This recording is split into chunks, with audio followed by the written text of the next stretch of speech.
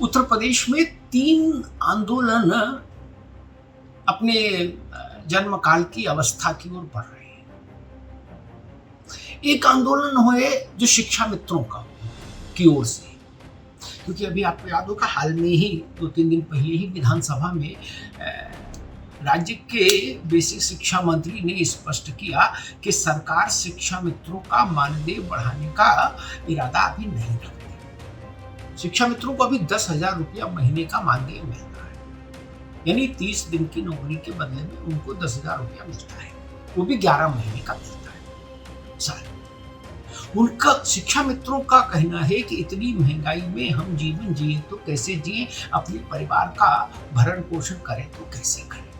वर्षों से सरकार ने 10,000 रुपए के मानदेय में वृद्धि नहीं की, तो इसलिए एक आंदोलन लोक सुबुगाहट ले रहा है और आने वाले कुछ दिनों में आपको वो उत्तर प्रदेश के शहर शहर जिले जिले में आकार लेता दिखाई देगा। एक दूसरा मसला जो सुप्रीम कोर्ट के एक फैसले से पैदा हो गया है। अभी हाल में सुप्रीम कोर्ट ने एक राजस्थान का केस था, उसमें सुनवाई करते हुए फैसला दे दिया कि प्राइमरी एजुकेशन में यानी बेसिक शिक्षा में अध्यापन करना है, अगर आपको बेसिक शिक्षा के लिए अध्यापक बनना है तो आपको केवल बीटीसी डीएलडी जो पात्रता है वही चाहिए होगी। अगर आप बीएड हैं तो आपको बेसिक शिक्षा में भर्ती के लिए योग्य नहीं समझा जाएगा, आप वहां आवेदन नहीं कर पाएंगे। इस फैसले से देश भर में बवाल मच रहा है। बेरोजगारों के बीच में 2 गुट हो गए। एक गुट वो जो बीटीसी डीएलडी वाला है, जो इसका समर्थन कर रहा है फैसले का, कह रहा है भाई बीएड वालों ने अतिक्रमण किया था बेसिक शिक्षा में। और दूसरा वो लाखों परिवार हैं, लाखों नौजवान हैं जो बीएड करके आए, वो कह रहे कि हमने तो सरकारी राजज्ञा देखकर कि भाई बेसिक में भी बीएड वाले पात्र हैं, इस कोर्स को किया, लाखों रुपया खर्च किया और अब अचानक से हमारा ये बंद हो गया। 17 अगस्त से लखनऊ में, उत्तर प्रदेश की राजधानी में, बीएड डिग्री धारकों का एक आंदोलन शुरू होने जा रहा है। वो भी सरकार के लिए एक चुनौती बनेगा, क्योंकि मसला केंद्र का है लेकिन आंदोलन तो लखनऊ में होगा, तो स्वाभाविक है राज्य सरकार उसकी चपेट में आती है। कोई भी आंदोलन हो तो उसका गुस्सा जो है वो राज्य सरकार पर उतरता है। और चूंकि दिल्ली यानी केंद्र और राज्य दोनों जगह एक ही पार्टी की सरकार है, इसलिए दबाव उत्तर प्रदेश की सरकार पर ज्यादा होगा। और तीसरा आंदोलन है पुरानी पेंशन योजना।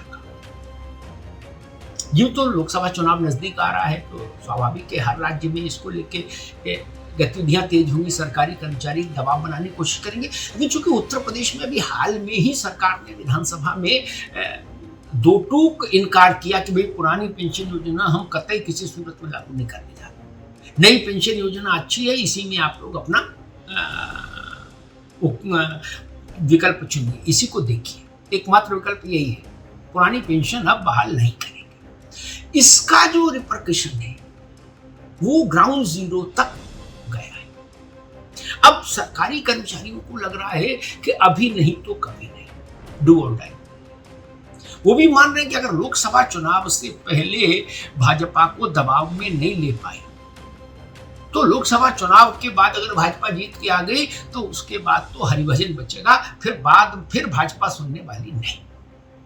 इसलिए वो भी मान रहे हैं कि डू और डाई, जितना दबाव बना सकते हैं मैक्सिमम अभी बनाना होगा, लोकसभा चुनाव से पहले बनाना होगा। इसलिए वहां भी रणनीति आक्रामक हो रही है और धारदार हो रही है। तो ये 3 आंदोलन है जो आने वाले दिनों में आपको उत्तर प्रदेश की जमीन पर दिखेंगे।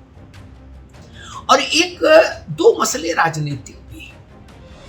एक मसला ये जो भाजपा के सहयोगी दलों के लिए एक खबर है, वो निषाद पार्टी, ओम प्रकाश राजभर की पार्टी, अनुप्रिया पटेल की पार्टी अपना, इन तीनों के लिए लोकसभा चुनाव में अगर कोई सीट ऐसी होती है जिसमें भाजपा के 2 सहयोगी दल आपस में टकरा जाएं, उदाहरण के लिए राजभर की पार्टी और अनुप्रिया पटेल की पार्टी एक ही सीट पर दावेदारी कर रहे हैं, या राजभर और संजय निषाद की पार्टी एक ही सीट पर दावेदारी कर रहे हैं, या अनुप्रिया की पार्टी और संजय निषाद एक ही सीट पर दावेदारी कर रहे हैं, तो बीजेपी आला कमान ने क्षेत्रीय दलों के लिए ये संदेश दिया है कि तब फैसला हम करेंगे। यानी तब सुप्रीम कोर्ट बीजेपी लीडरशिप होगी, वो कह देगी कि यहाँ राजभर की पार्टी लड़ेगी तो फिर बाकी को दावा छोड़ना पड़ेगा, वो कह देगी यहाँ निषाद पार्टी लड़ेगी तो बाकी को दावा छोड़ना पड़ेगा।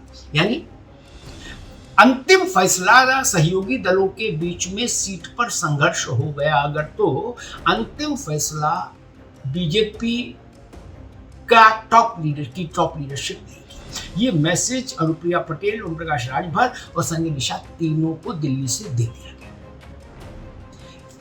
स्पष्ट कर दिया बीजेपी ने कि भाई आप हमारे सहयोगी दल हैं, लेकिन हम सुप्रीम कोर्ट हैं, फैसला हम करेंगे। ये बीजेपी का अपना एक काम करने का तरीका भी है। और एक दूसरी खबर आई समाजवादी खेमे से, अखिलेश यादव की पार्टी से। अखिलेश यादव ने अभी अपने 2 बड़े फ्रंटल ऑर्गेनाइजेशंस के पूर्व अध्यक्षों को पार्टी से बाहर निकाल दिया। एक प्रदीप तिवारी हैं जो लोहिया वाहिनी के राष्ट्रीय अध्यक्ष थे, 25 साल से पार्टी में थे, उनको, और दूसरे ब्रजेश यादव, ये युवजन सभा के प्रदेश अध्यक्ष थे। दोनों को नरेश उत्तम पटेल ने एक चिट्ठी जारी करके पार्टी से बाहर कर दिया। कहा भाई पार्टी के अनुशासन के दायरे को तोड़ रहे थे, इसलिए इनको निकाल दिया। अब इस पर भी कोहराम मचा हुआ है। पार्टी में बहुत सारे लोग कह रहे हैं कि ये फैसला गलत है, अखिलेश यादव को ऐसा नहीं करना चाहिए था। इन दोनों नेताओं ने पार्टी के फ्रंटल ऑर्गेनाइजेशंस के जरिए पार्टी की सेवा की। और ये प्रदीप तिवारी और ब्रजेश यादव भी मोर्चा खोले हुए प्रदेश भर। कुछ लोग ये भी कह रहे हैं कि इनके पीछे भारतीय जनता पार्टी है, जो इनको कह रही है कि वीर तुम बढ़े चलो, हम तुम्हारे साथ हैं। लेकिन मोटे तौर पर देखिए तो समाजवादी पार्टी की भी एक जो होता है ना कि माहौल खराब करने का काम तो हो ही जाएगा। इससे पहले भी समाजवादी पार्टी ने अपने 2 महिला नेताओं को निकाला था।